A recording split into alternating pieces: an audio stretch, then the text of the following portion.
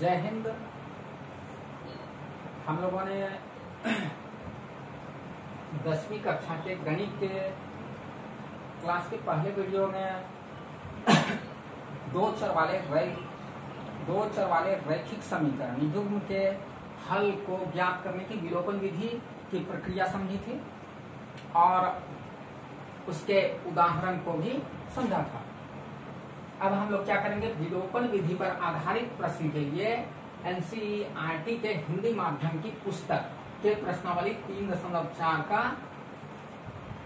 हल आप लोगों के समक्ष रखेंगे। और कल हमने प्रश्नावली 3.4 के पहले प्रश्न के एक समस्या को उदाहरण के तौर पर हल करके दिखाया था। अब हम प्रश्न 1 के अन्य समस्याओं को हल करके दिखाएंगे।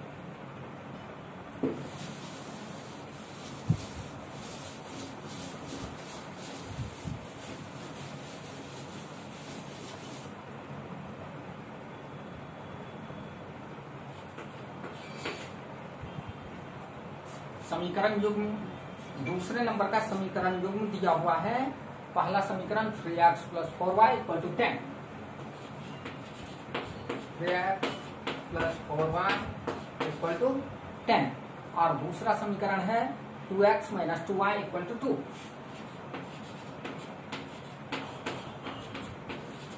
2। तो हम लोग क्या करेंगे, तुरंत निरूपित करेंगे कि ये ऊपर का समीकरण पहला समीकरण और नीचे का समीकरण दूसरा समीकरण। अब हमें रैखिक समीकरण युग्म दिया हुआ है। अब इसके हल को प्राप्त करना है, x और y के मान को ज्ञात करना है विलोपन विधि के द्वारा। तो हम तुरंत के तुरंत देखेंगे, या तो आप x चर पद को हटा दें या y चर पद को हटा दें, आपकी जैसी इच्छा हो। तो हम x चर पद को हटा रहे हैं। तो अभी देखिए, x का पहले समीकरण के चर संख्या x का गुणांक 3 और दूसरे समीकरण के चर संख्या x का गुणांक 2 है। अब हमें इसके गुणांकों को क्या करना होगा, बराबर करना होगा। तो बराबर करने के लिए हम देखेंगे कि यदि इसके गुणांक को दूसरे समीकरण के x के चर के गुणांक से गुणा कर दें और पहले समीकरण के चर के गुणांक 3 को दूसरे x चर के गुणांक 2 से गुणा कर दें, तो ये दोनों आपस में चर पद समान हो जाएंगे। यानी 3 को 2 से गुणा कर दे तो 6 हो जाएगा और 2 को 3 से गुणा कर दे तो 6 हो जाएगा। अर्थात x चर पद और पहले समीकरण का x चर पद और दूसरे समीकरण का x चर पद आपस में समान हो जाएगा। तो इसको मल्टीप्लाई मारते हैं 2 से और दूसरे समीकरण को मल्टीप्लाई मारेंगे 3 से।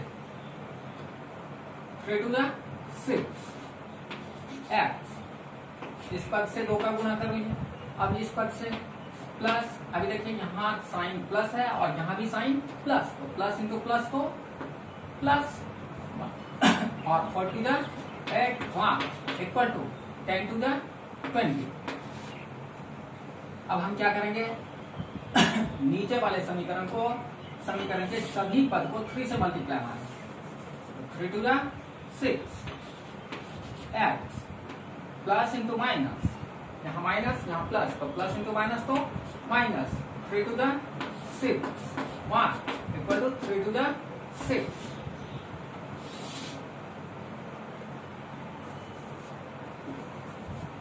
अब देखिए, हम देख रहे हैं कि ना कि दोनों समीकरण अब इस रूप में प्राप्त हुआ और इसके यानी समीकरण युग्म के पहले समीकरण का चर पद और x चर पद और दूसरे समीकरण का x चर पद आपस में क्या हो चुका है, समान हो चुका है, लेकिन इनके चिन्ह आपस में एक समान है।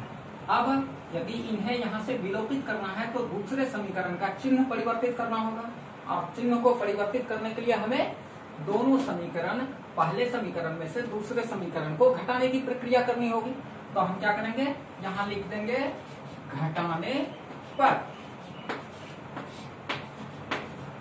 यानी पूरा लिखना चाहिए कि पहले समीकरण से दूसरे समीकरण को घटाने पर। लेकिन उसको शॉर्ट फॉर्म में हम लोग लिख देते हैं कि समीकरण 2 में एक में से समीकरण 2 को क्या कर रहे हैं, घटा रहे हैं। अब जब घटाने की प्रक्रिया करेंगे तो बीजगणितीय जोड़ घटाव में क्या होता है, चिन्ह का परिवर्तन होता है। ये प्लस साइन में है तो ये माइनस होगा, ये माइनस साइन में है तो प्लस होगा, और ये प्लस साइन में है तो माइनस होगा। अब हम लोग क्या किए, 6x कैंसिल।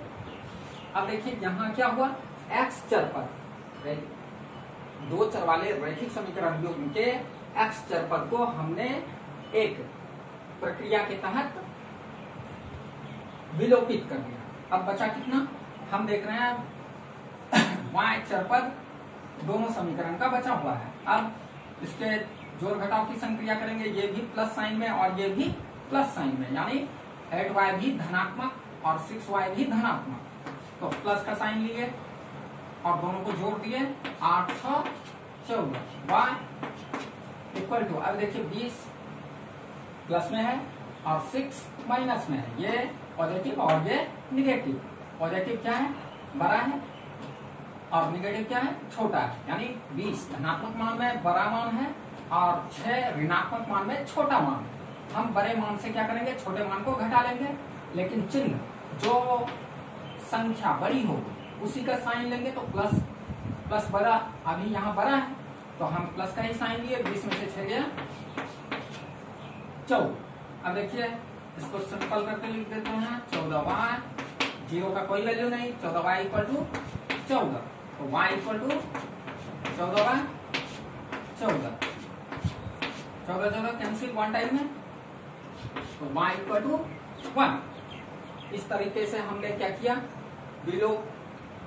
विलोपन विधि का प्रयोग करके दोनों रैखिक समीकरण यानी दो चर वाले रैखिक समीकरण युग्म का के एक चर संख्या का मान प्राप्त कर लिया। एक प्राप्त हुआ। अब हम क्या करेंगे,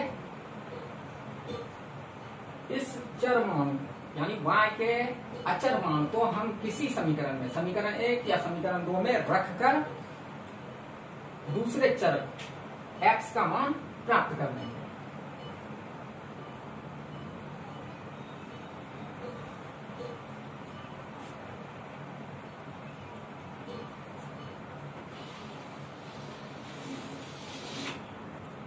अब हम यहां समीकरण 1 में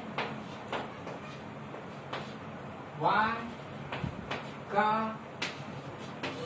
मान रखने पर,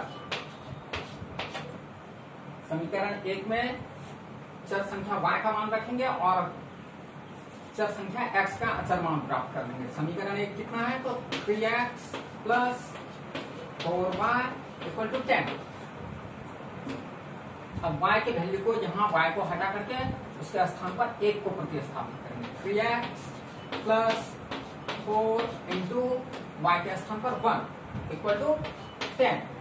तो हम देखते हैं 3x प्लस गुणा की संख्या के बाद 4 1 जा 4 इक्वल टू 10।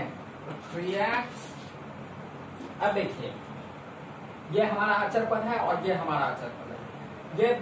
ये अचर पद बराबर के इस तरफ है और वो अचर पद बराबर के बाईं ओर है। अब दोनों अचर पद को एक ओर ले आएंगे, तो बराबर के यदि इस तरफ 4 को लाएंगे तो इसका साइन इस तरफ, बराबर के इस तरफ प्लस में था, इस तरफ लाएंगे तो माइनस होगा। तो 10 माइनस 4, 3x इक्वल टू 10 में से 4 गया 6।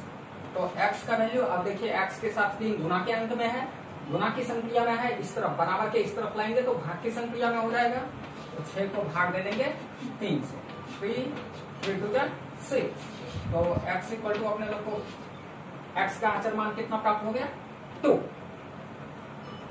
इस तरीके से हमने देखा कि दो रैखिक समीकरण, दो चर वाले रैखिक समीकरण युग्म दिया हुआ था और उसके एक चर संख्या के मान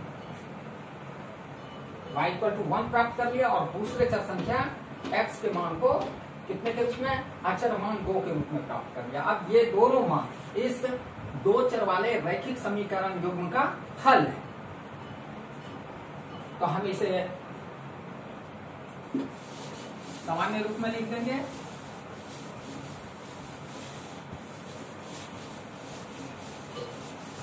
रैखिक समीकरण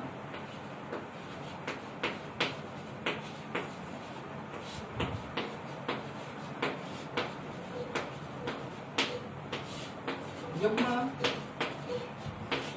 का हल x इक्वल टू 2 और y इक्वल टू 1, यही हमारा हल प्राप्त हुआ। यही हमारे प्रश्न का उत्तर है।